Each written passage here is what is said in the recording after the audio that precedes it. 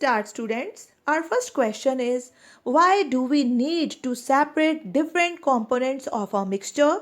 Give two examples. ਸਾਨੂੰ ਕਿਸੇ ਮਿਸ਼ਰਣ ਦੇ ਵਿਭਿੰਨ ਅੰਗਾਂ ਨੂੰ ਵੱਖ ਕਰਨ ਦੀ ਜ਼ਰੂਰਤ ਕਿਉਂ ਹੁੰਦੀ ਹੈ? ਦੋ ਉਦਾਹਰਨਾਂ ਦਿਓ।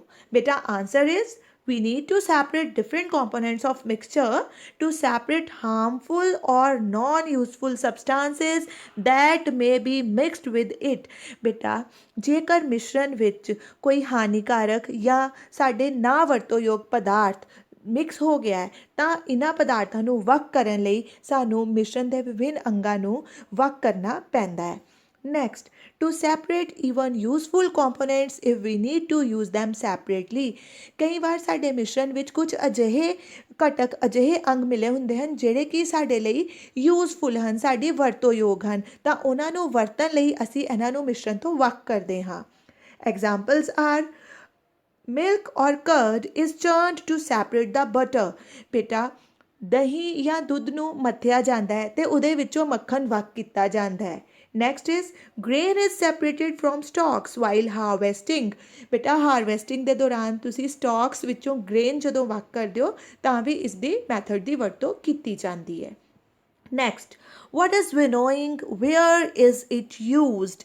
ਹਵਾ ਨਾਲ ਉਡਾਉਣ ਤੋਂ ਕੀ ਭਾਵ ਹੈ? ਵਿਨੋਇੰਗ ਤੋਂ ਕੀ ਭਾਵ ਹੈ ਤੇ ਇਹ ਕਿੱਥੇ ਪ੍ਰਯੋਗ ਕੀਤਾ ਜਾਂਦਾ ਹੈ?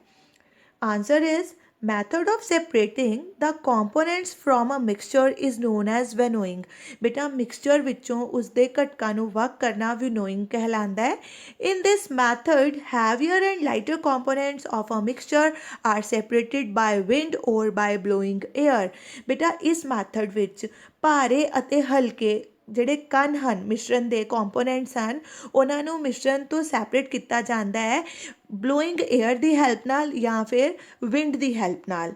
ਦਿਸ method is use to separate grains from husk. ਇਸ ਮੈਥਡ ਨੂੰ ਤੁਸੀਂ ਗ੍ਰੇਨਸ ਨੂੰ ਉਹਨਾਂ ਦੇ ਹਸਕ ਵਿੱਚੋਂ ਅਨਾਜ ਨੂੰ ਧੂੜੀ ਵਿੱਚੋਂ ਵੱਖ ਕਰਨ ਲਈ ਵਰਤਦੇ ਹੋ। Next, how will you separate husk or dirt particles from a given sample of pulses before cooking? ਬੇਟਾ ਪਕਾਉਣ ਤੋਂ ਪਹਿਲਾਂ ਦਾਲਾਂ ਦੇ ਕਿਸੇ ਸੈਂਪਲ ਵਿੱਚੋਂ ਤੁਸੀਂ ਤੀਲੇ ਅਤੇ ਧੂੜ ਦੇ ਕਣ ਕਿਵੇਂ ਵੱਖ ਕਰੋਗੇ ਇਹ ਪੁੱਛਿਆ ਉਹਨਾਂ ਨੇ। ਆਨਸਰ ਹੈ husk and dirt particles are separated from pulses by hand picking. ਬੇਟਾ ਤੁਸੀਂ ਇਹਨਾਂ ਨੂੰ ਤੀਲੇ ਜਿਹੜੇ ਹੈ ਤੁਹਾਡੇ ਹਸਕ ਜਾਂ ਡਰਟ ਪਾਰਟੀਕਲਸ ਹੈ ਉਹਨਾਂ ਨੂੰ ਤੁਸੀਂ ਹੱਥ ਨਾਲ ਚੁੱਕ ਕੇ ਹੈਂਡ ਪਿਕਿੰਗ ਨਾਲ ਵੱਖ ਕਰ ਸਕਦੇ ਹੋ। Next, what is sieving? Where is it used? ਛਾਨਣਾ ਤੋਂ ਕੀ ਭਾਵ ਹੈ? ਇਹ ਕਿੱਥੇ ਉਪਯੋਗ ਹੁੰਦਾ ਹੈ? Sieving is a method of separation which allows the fine flour particles to pass through the holes of the sieve while the bigger impurities remain on the sieve.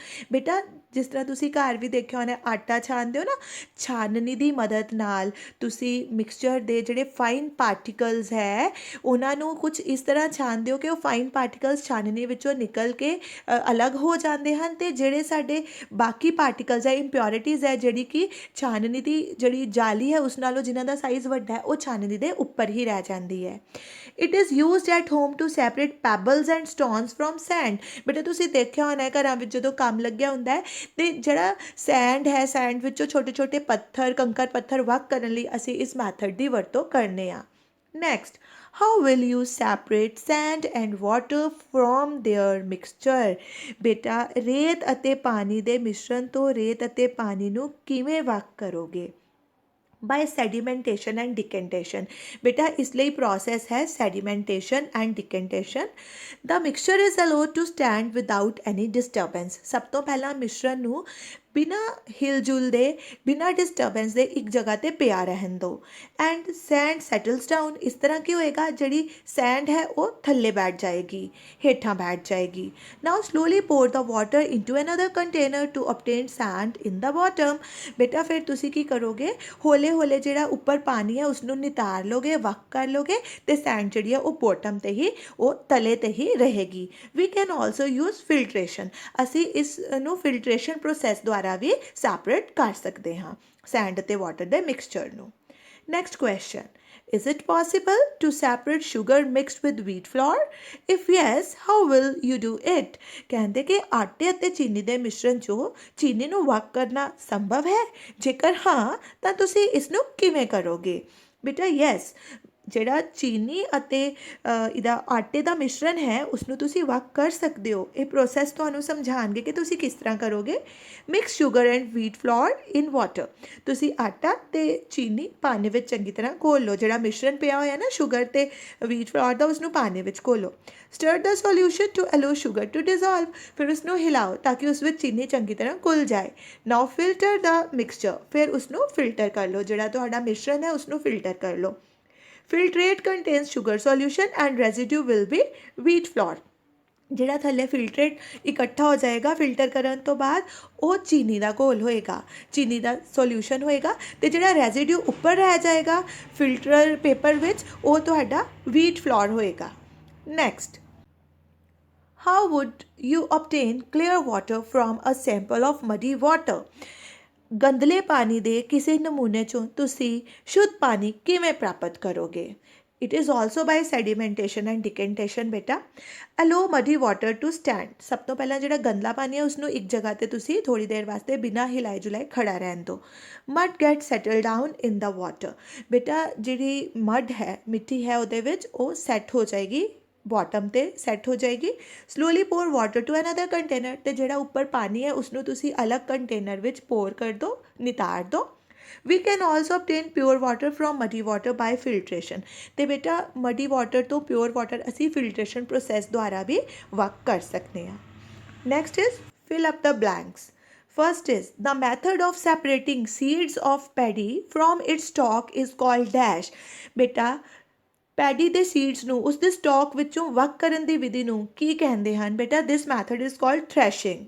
Next, when milk cooled after boiling is poured into a piece of cloth, the cream malai is left behind on it. This process of separating cream from milk is an example of dash. ਬੇਟਾ ਇਹ filtration ਦੀ example ਹੈ। ਉਹਨਾਂ ਨੇ ਬੋਲਿਆ ਕਿ ਜਦੋਂ ਤੁਸੀਂ ਕਿਸੇ ਕੱਪੜੇ 'ਤੇ ਜਦੋਂ ਦੁੱਧ ਨੂੰ ਪਾਉਂਦੇ ਹੋ ਤਾਂ ਮਲਾਈ ਉਸ ਉੱਤੇ ਰਹਿ ਜਾਂਦੀ ਹੈ। ਨਿਖੇੜਨ ਦੀ ਇਸ ਪ੍ਰਕਿਰਿਆ ਨੂੰ ਤੁਸੀਂ ਡੈਸ਼ ਕਹੋਗੇ। ਬੇਟਾ ਇਸ ਨੂੰ ਅਸੀਂ ਫਿਲਟਰੇਸ਼ਨ ਕਹਾਂਗੇ। Next, salt is obtained from sea water by the process of dash. ਸਮੁੰਦਰ ਦੇ ਪਾਣੀ ਤੋਂ ਨਮਕ ਡੈਸ਼ ਪ੍ਰਕਿਰਿਆ ਦੁਆਰਾ ਪ੍ਰਾਪਤ ਕੀਤਾ ਜਾਂਦਾ ਹੈ। So answer is evaporation. Next, impurities settled at the bottom. When muddy water was kept overnight in a bucket, the clear water was then poured off from the top. The process of separation used in this example is called dash.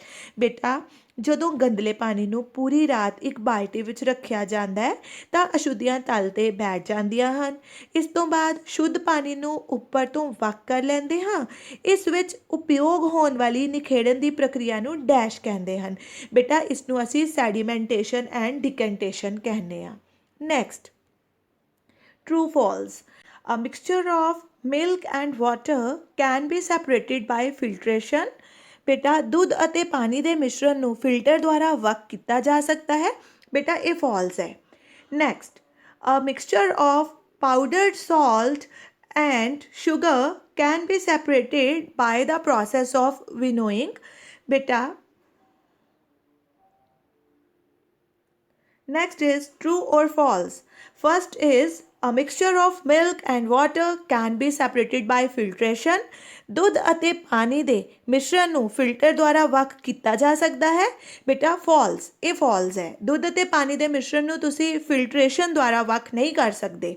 Next, a mixture of powdered salt and sugar can be separated by the process of winnowing. ਨਮਕ ਅਤੇ ਚੀਨੀ ਦੇ ਮਿਸ਼ਰਣ ਨੂੰ ਹਵਾ ਨਾਲ ਉਡਾਉਣ ਦੁਆਰਾ ਵੱਖ ਕਰ ਸਕਦੇ ਹਾਂ। ਨਹੀਂ ਬੇਟਾ, ਵਿਨੋਇੰਗ ਪ੍ਰੋਸੈਸ ਨਾਲ ਅਸੀਂ ਨਮਕ ਅਤੇ ਚੀਨੀ ਦੇ ਮਿਸ਼ਰਣ ਨੂੰ ਵੱਖ ਨਹੀਂ ਕਰ ਸਕਦੇ। So it is also false. Next, separation of sugar and tea can be done with filtration. ਬੇਟਾ ਇਹ ਵੀ ਫਾਲਸ ਹੈ। ਸ਼ੂਗਰ ਅਤੇ ਟੀ ਦੀ ਸੈਪਰੇਸ਼ਨ ਫਿਲਟਰੇਸ਼ਨ ਦੁਆਰਾ ਨਹੀਂ ਹੋ ਸਕਦੀ। Next, grain and husk can be separated with the process of decantation. ਅਨਾਜ ਅਤੇ ਧੂੜੀ ਦਾ ਨਿਖੇੜਨ ਡਿਕੈਂਟੇਸ਼ਨ ਪ੍ਰੋਸੈਸ ਦੁਆਰਾ ਕੀਤਾ ਜਾ ਸਕਦਾ ਹੈ। ਬੇਟਾ ਇਹ ਵੀ ਫਾਲਸ ਹੈ। Last question, lemonade is prepared by mixing lemon juice and sugar in water. ਪਾਣੀ ਵਿੱਚ ਚੀਨੀ ਅਤੇ ਨਿੰਬੂ ਦਾ ਰਸ ਮਿਲਾ ਕੇ ਸ਼ਿਕੰਜਵੀ ਬਣਾਈ ਜਾਂਦੀ ਹੈ। You wish to add ice to cool it. ਤੁਸੀਂ ਬਰਫ਼ ਪਾ ਕੇ ਉਸਨੂੰ ਠੰਡਾ ਕਰਨਾ ਚਾਹੁੰਦੇ ਹੋ। Should you add ice to the lemonade before or after dissolving sugar? ਤੁਸੀਂ ਸ਼ਿਕੰਜਵੀ ਵਿੱਚ ਬਰਫ਼ ਚੀਨੀ ਘੋਲਣ ਤੋਂ ਪਹਿਲਾਂ ਪਾਓਗੇ ਜਾਂ ਬਾਅਦ ਵਿੱਚ? In which case would it be possible to dissolve more sugar? ਕਿਸ क्रिया ਵਿੱਚ ਵੱਧ ਚੀਨੀ ਘੋਲਣਾ ਸੰਭਵ ਹੋਵੇਗਾ? ਬੇਟਾ, we should add ice after dissolving sugar because the dissolving power of water decreases with decrease in temperature. ਬੇਟਾ, ਅਸੀਂ ਜਿਹੜੀ ਬਰਫ਼ ਹੈ ਉਸ ਨੂੰ ਚੀਨੀ ਘੋਲਣ ਤੋਂ ਬਾਅਦ ਵਿੱਚ ਪਾਵਾਂਗੇ ਕਿਉਂਕਿ ਪਾਣੀ ਦੀ ਜਿਹੜੀ ਡਿਜ਼ੋਲਵਿੰਗ ਪਾਵਰ ਹੈ ਟੈਂਪਰੇਚਰ ਡਿਕਰੀਜ਼ ਹੋਣ ਨਾਲ ਉਹਦੀ ਡਿਜ਼ੋਲਵਿੰਗ ਪਾਵਰ ਘਟ ਜਾਂਦੀ ਹੈ। ਇਸ ਕਰਕੇ ਜੇ ਅਸੀਂ ਵੱਧ ਚੀਨੀ ਘੋਲਣਾ ਚਾਹੁੰਦੇ ਹਾਂ ਤਾਂ ਅਸੀਂ ਬਰਫ਼ ਚੀਨੀ ਘੋਲਣ ਤੋਂ ਬਾਅਦ ਪਾਵਾਂਗੇ। ਜੇਕਰ ਅਸੀਂ ਪਹਿਲਾਂ ਬਰਫ਼ ਪਾ ਦਿੰਦੇ ਹਾਂ ਤਾਂ ਫਿਰ ਉਹਦੇ ਵਿੱਚ ਵੱਧ ਚੀਨੀ ਨਹੀਂ ਘੁਲ ਸਕਦੀ। So if we add ice before dissolving sugar less amount of sugar will get dissolved. ਜੇ ਅਸੀਂ ਪਹਿਲਾਂ ਬੇਟਾ ਆਈਸ ਪਾ ਦਈਏ ਤਾਂ ਫਿਰ ਘੱਟ ਚੀਨੀ ਘੁਲੇਗੀ, ਪਰ ਜੇਕਰ ਅਸੀਂ ਚੀਨੀ ਵੱਧ ਘੋਲਣਾ ਚਾਹੁੰਦੇ ਹਾਂ ਤਾਂ ਸਾਨੂੰ ਚੀਨੀ ਘੋਲਣ ਤੋਂ ਬਾਅਦ ਵਿੱਚ ਫਿਰ ਬਰਫ਼ ਪਾਣੀ ਪਏਗੀ।